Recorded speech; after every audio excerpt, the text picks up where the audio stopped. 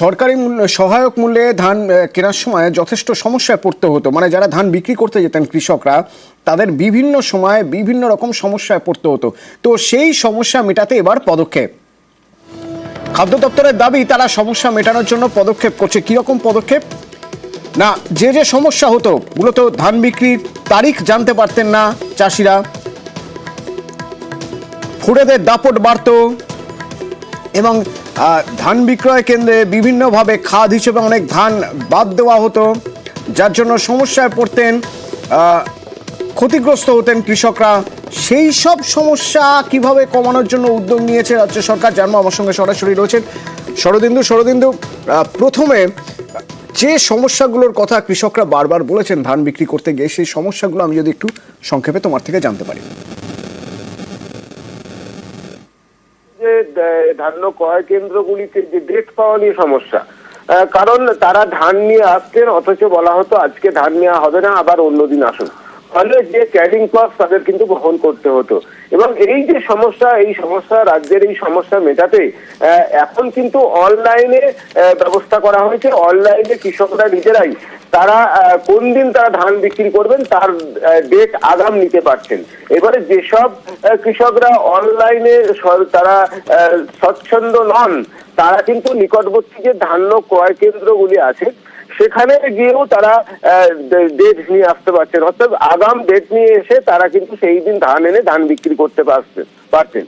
এছাড়া যে অভিযোগ একটা বড় আকার ছিল যে খাদ হিসেবে বাদ দেওয়া, একেবারে কুইন্টালে 4 কেজি 5 কেজি 6 কেজি পর্যন্ত বাদ দেওয়া হতো বলে তারা অভিযোগ করতেন। ফলে এই ধানের এই দামটা তারা পেতেন না।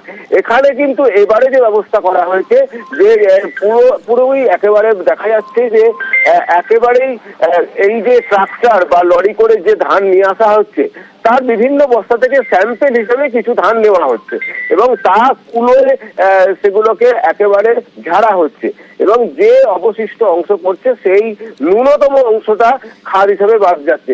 এতে দেখা গেল যে কুইন্টালে মাত্র 400 গ্রাম, কোথাও 300 গ্রাম বাদ যাচ্ছে। ফলে এটাকে ধর্তব্যের মধ্যে আর ধরছেন না কৃষকরা। এছাড়াও একটা ফোরেরাজের একটা বিরাট অভিযোগ ছিল যে অনেকেই নাকি এখানে ফোরেরা এসে, অর্থাৎ প্রকৃত কৃষকরা নয়, দালালরা ধান বিক্রি করে যেত এবং এই সমস্যা আটকাতে একেবারে যে কৃষক তিনি যে ধান বিক্রি করছেন তা নিশ্চিত করার জন্য বেশ কয়েকটি পদক্ষেপ নেওয়া হয়েছে।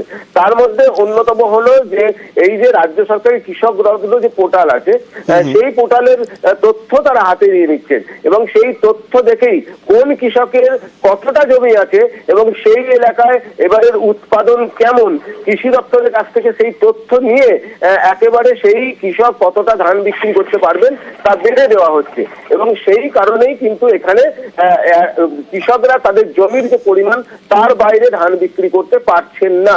এর ফলে কি হচ্ছে যে ফোরেরা মানে যারা দলালরা তারা কিন্তু এলাকায় ঘেঁষতে পারছেন না এবং এই যে ফোরেরা খতম করার জন্য একেবারে সিসিটিভি ক্যামেরায় মুড়ে ফেলা হয়েছে গোটা চত্বর। 360 ডিগ্রি সিসিটিভি ক্যামেরার আওতায় আনা হয়েছে এই যে ধান কেনা বেচার এই পদ্ধতিকে। তার ফলে কিন্তু বহিরাগতরা এখানে ঢুকতে পারছেন না। সব মিলিয়ে খাদ্য দপ্তর বলছে যে কৃষকদের স্বার্থেই যাবতীয় পদক্ষেপ নেওয়া হয়েছে। যেসব অভিযোগ উঠেছিল সেগুলো পর্যালোচনা করেই এই পদক্ষেপ নেওয়া হয়েছে। ধন্যবাদ শরদিন্দু। অবশ্যই খুশি। আগে কি হতো? আগে খোলা মার্কেটে ধান বিক্রি করলে আপনার ফোরেরা ইচ্ছামতো দাম বলতো, যেটা সরকারি সিস্টেম আপনার কৃষক বন্ধুতে যেরকম ভাবে দেওয়া আছে পর্চা, সেই ওয়াইজ মানে ওনারা যেভাবে নিচ্ছেন সে 50 খানা মিনিমাম 50 খানা নিচ্ছে, কিন্তু 50 খানাটা যদি একটু বাড়িয়ে যদি মোটামুটি 80 খানা যদি নেওয়া হয় তাহলে ক্যারিং কস্টটা মোটামুটি চাষির পক্ষে ভালো হবে। একটা মিলে গিয়েছিলাম, সে যেখানে মিল ম্যানেজার ছিল এমন করলো সেটা 4 কেজি ভালো ধানটাকে বাদ দিল। সেই জন্য সেই থেকে আমার একটু মানে কি হলো, অনেক চাষি হয়েছে, সেই সমস্যা হতো একটু আধটু হতো। মানে এখন কি সেটা আর আছে? না, এখন এই গত বছর থেকে আমি এখানে যখন ধান আমাদের গাড়ি ধান দিতে আসে চাষিদের, তেমন প্রবলেমে চাষিরা পড়েনি।